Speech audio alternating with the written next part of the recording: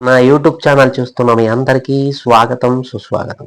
అందరికీ శ్రీరామనవమి శుభాకాంక్షలు. శ్రీరామచంద్రమూర్తి ఎల్లప్పుడూ మీపై కరుణాకటాక్షాలు కురిపించి సుఖ సంతోషాలతో ఉండాలని కోరుకుంటూ ఈరోజు శ్రీరామనవమి సందర్భంగా శ్రీరామ స్తోత్రాన్ని విందాం, పఠిద్దాం. ఈ స్తోత్రాన్ని పఠిస్తే సర్వ కార్యాలందు విజయం ప్రాప్తిస్తుంది. శ్రీరామ స్తోత్రం. ఇంద్రవాచ భజేహం సదా రామ మిండివరాపం భవారణ్యతావాన లాభాభిధానం భవానిరుదా భవితానందరూపం భవా భావహేతుం భవాది ప్రపన్నం సురానీకదుఃఖౌగ నాశైకहेतुं नराकारदेहं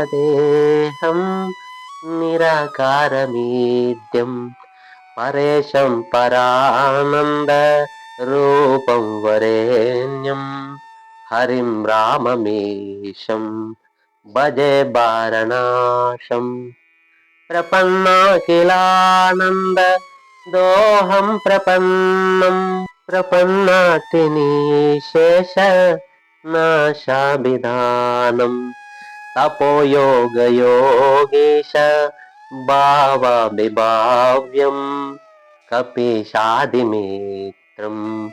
भजे राममित्रं सदा भोगभाजं सुदूरे विभान्तं सदा योगभाजाम दूरे विभान्तं चिदानन्दकन्दं सदा रागवेशं विदेहात्मजानन्दरूपं प्रपद्यं महायोगमाया विशेषानुयुक्तो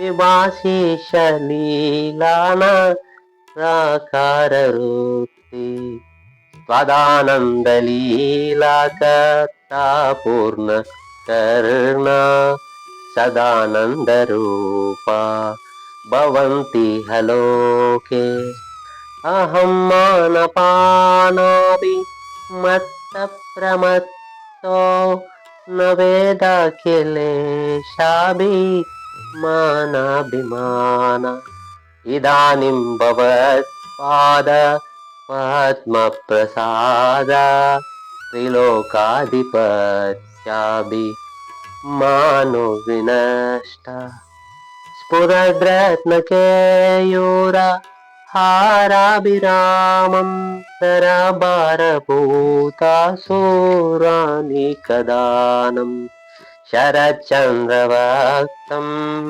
लसत्पद्मनेत्रं दुरावारपारं भजे राघवेशं सुराधीशनीलाभ्र नीलाङ्गकान्तिं विरादादिरक्षोवदालोकशान्तिं किरीटादिशोभं पुरारातिलाभं भजे रामचन्द्रं रघुनामधीशं लसच्चन्द्रकोटि प्रकाशादिपीठे समासीनमङ्के समादाय सीतां पुरद्देमवर्णां तडित्पुञ्जवासं भजे रामचन्द्रं निवृत्तार्थितन्द्रम्